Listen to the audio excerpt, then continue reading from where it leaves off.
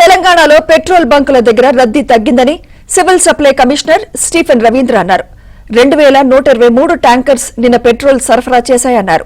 నిన్న ఒక్కరోజే 10,799 కిలోలీటర్ల పెట్రోల్ సరఫరా చేసినట్లు చెప్పారు. యావరేజ్ గా 5,883 కిలోలీటర్ల పెట్రోల్ వినియోగం ఉంటే నిన్న 84% అధికంగా పెట్రోల్ సరఫరా చేశామన్నారు. ప్రతి బంక్లో civil supply, revenue, police, legal metrology అధికారుల బృందం పరిశీలిస్తున్నారన్నారు.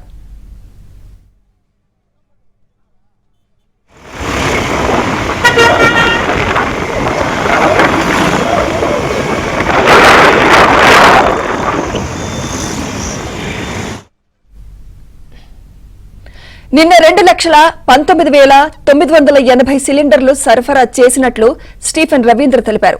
కస్టమర్లు అధికంగా బుకింగ్స్ చేయడం వల్ల కొంత ఇబ్బంది ఏర్పడుతుందన్నారు.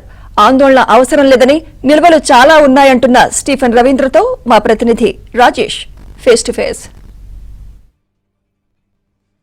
వ్యాప్తంగా పెట్రోల్, డీజిల్, దాంతోపాటుగా వంట గ్యాస్ కొరతపైన రకరకాల పుకార్లు గత వారం 10 రోజుల నుంచిగా నడుస్తున్నాయి. దీనిపైన ఇప్పటికే రాష్ట్ర ప్రభుత్వం రివ్యూ చేసింది. నేను ముఖ్యమంత్రి రేవంత్ రెడ్డి అఫీషియల్గా రివ్యూ కూడా చేశారు. సో ఇవాళ సివిల్ సప్లై శాఖ కమిషనర్ స్టీఫెన్ రవీంద్ర కూడా దీనిపైన సమీక్ష నిర్వహించి మీడియా సమావేశం ఏర్పాటు చేశారు. ఓవరాల్గా తెలంగాణలో డీజిల్, పెట్రోల్తో పాటుగా గ్యాస్ కొరత ఉందా లేదా తదితర అంశాలపై మనతో మాట్లాడడానికి కమిషనర్ గారు. సో చెప్పండి, ఈ ప్యానిక్ సిచ్యువేషన్ ఎందుకు క్రియేట్ అయింది, ఎప్పటివరకు ఉంటుంది? ఒరిజినల్గా రాష్ట్రంలో పర్ డే ఎంత డీజిల్ కానీ పెట్రోల్ కానీ అవసరం ఉంటుంది, డొమెస్టిక్ కానీ కమర్షియల్ కానీ? పెట్రోల్ అండ్ డీజిల్కి సంబంధించి మనము నిన్న చూస్తే యావరేజ్ డిమాండ్ ఒక స్టేట్లోని పర్ డే 13,000 కిలోలీటర్స్ ఉంటే మనము 22,000 కిలోలీటర్స్ పైబడి సప్లై చేసాం మనం. అట్లానే ఎల్పిజికి సంబంధించి అబౌట్ 2,15,000 డిమాండ్ ఉంటే సిలిండర్స్ 2,19,000 వరకు సప్లై చేసాం. సో డిమాండ్ కన్నా మనం ఎక్కువ సప్లై చేస్తూ ఉన్నాం. అంటే ఏంటి, సప్లై ఎక్కువ ఉన్నదంటే స్టాక్ ఎక్కువ ఉన్నట్టే కదా. So stocks are in adequacy, so ఇబ్బంది ఏం లేదు. సో పబ్లిక్ ఏంటంటే కొంచెం అక్కడక్కడ ఈ సోషల్ మీడియాలో ఈ రూమర్ మాంగరింగ్ వల్ల ఎక్కడ స్టాక్స్ డిప్లీట్ అవుతాయని చెప్పి ఎల్పిజి ఓవర్ బుకింగ్ కావచ్చు, లేకపోతే ఈ ప్యానిక్లో పెట్రోల్ బయింగ్ కావచ్చు చేస్తూ ఉన్నారు.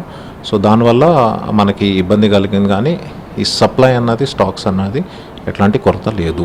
సార్, మీరు చెప్తున్న దానికి బయట జరుగుతుందని చాలా డిఫరెన్స్ ఉంది. మీ నోటీసులు ఉందో లేదో తెలియదు. ఎందుకంటే నిన్న నైట్ మేము ప్రత్యక్షంగా తిరిగినాం. నైట్ 9 నుంచి లేట్ నైట్ 1 వరకు కూడా చాలా చోట్ల పెట్రోల్ బంక్ల కదా నో స్టాక్ బోర్డ్స్ పెడుతున్న పరిస్థితి కనిపిస్తుంది. అక్కడ క్యూ లైన్లో ఉంటున్నాం చాలా మంది గంటలు.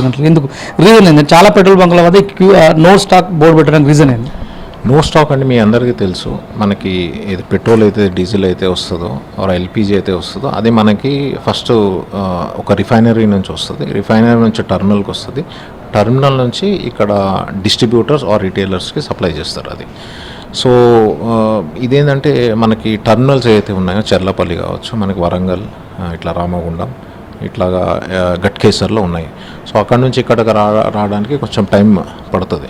సో ఏంటంటే అది జాప్యం కాకుండా మనకి ఎక్కడంటే ఇబ్బంది కలగకుండా ఇక్కడ మనం కంట్రోల్ రూమ్లో ఆ వెహికల్స్ ఎప్పటికప్పుడు మానిటర్ చేసి ఇబ్బంది లేకుండా, ఎక్కడ మనకి డిలే లేకుండా మనము ఇవి పుష్ చేస్తూ ఉన్నాం.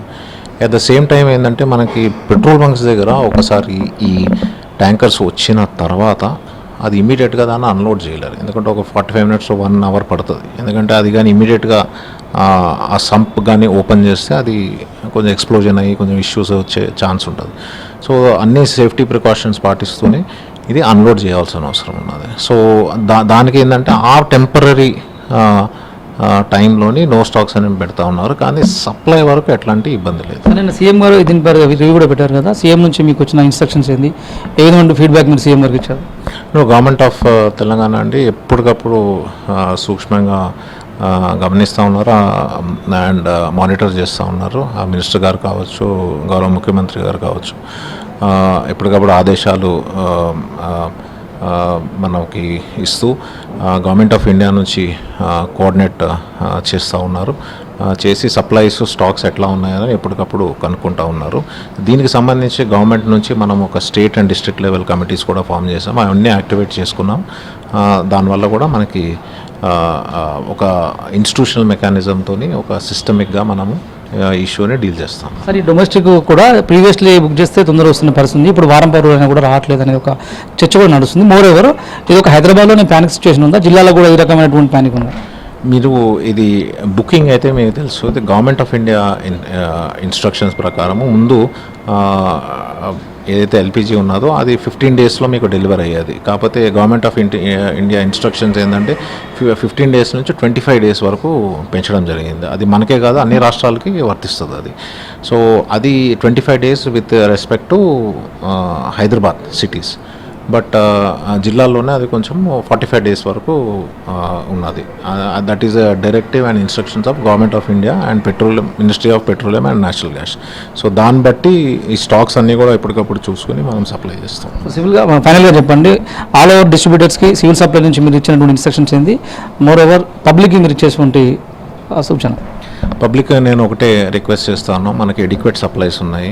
సో అనవసరంగా మనం ఓవర్ బుకింగ్ ఓవర్ బయింగ్ చేసుకోవాల్సిన అవసరమే లేదు అసలు. మొత్తానికి ఇది పరిస్థితి. ఇక్కడ మన అనిల్తో రాజేష్, ఏబిఎన్ ఆంధ్రజ్యోతి, హైదరాబాద్.